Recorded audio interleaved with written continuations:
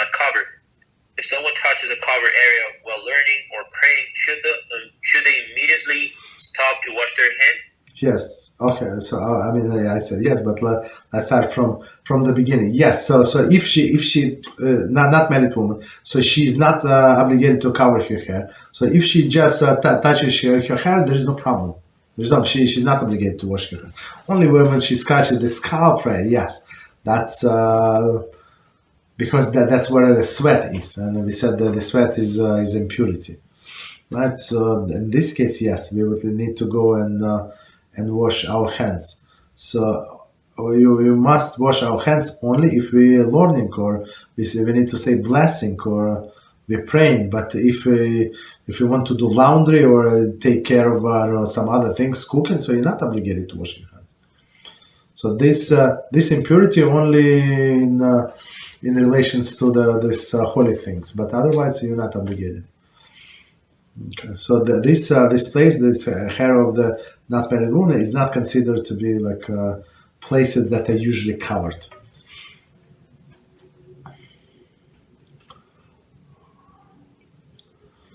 Okay.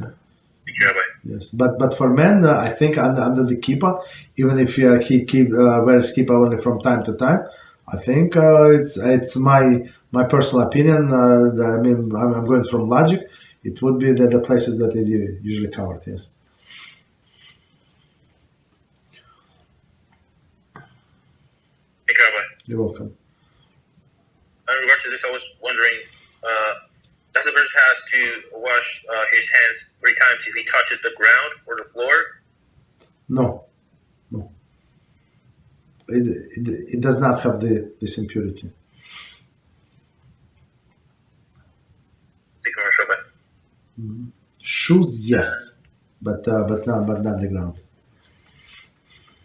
So your hands can be dirty. You do your yard work or something like you're planting the whatever, like in your hands in the soil. It's not considered to be dirty. Right? Of course, you would wash them with the soap, but it's not the dirty in the halakhic sense.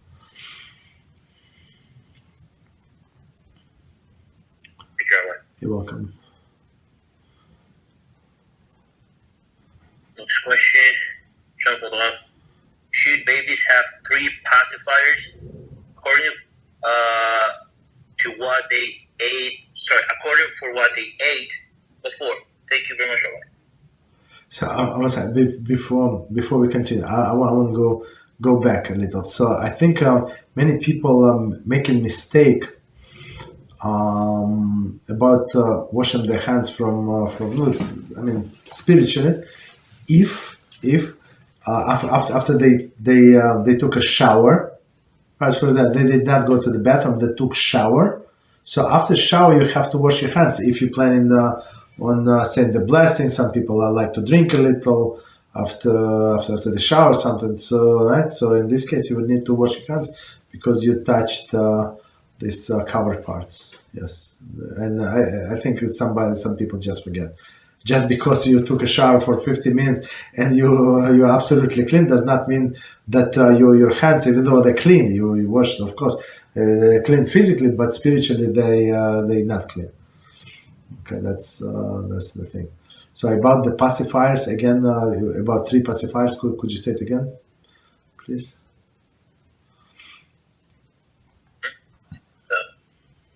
Should babies have 3 pacifiers according to what they ate before?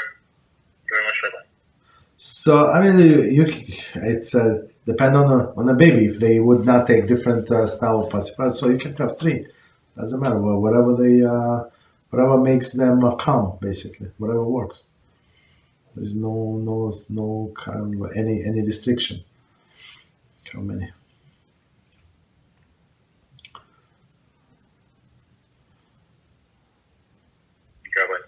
You're welcome. So in regards to babies, do we have to wash our hands 3 times after bathing a baby or changing his diapers for the life? Diapers, yeah, for sure. I would say yes. Touching the baby, yes. Mm-hmm.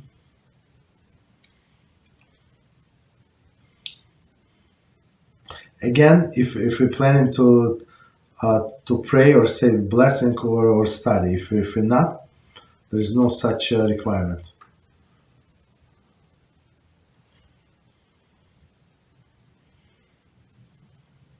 Thank you, Rabbi. You're welcome.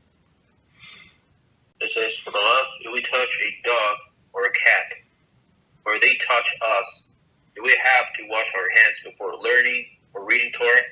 Yes, if they touch our hands, yes. If they just touch our leg, no.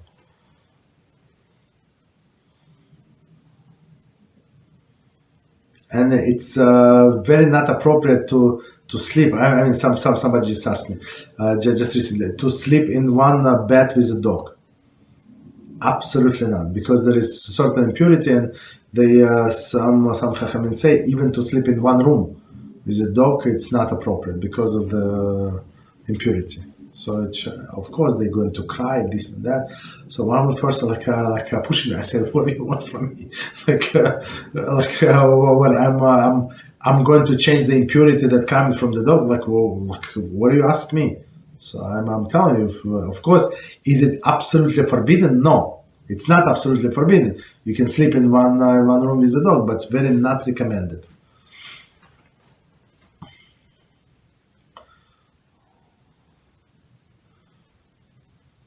Thank you, Rabbi. You're welcome.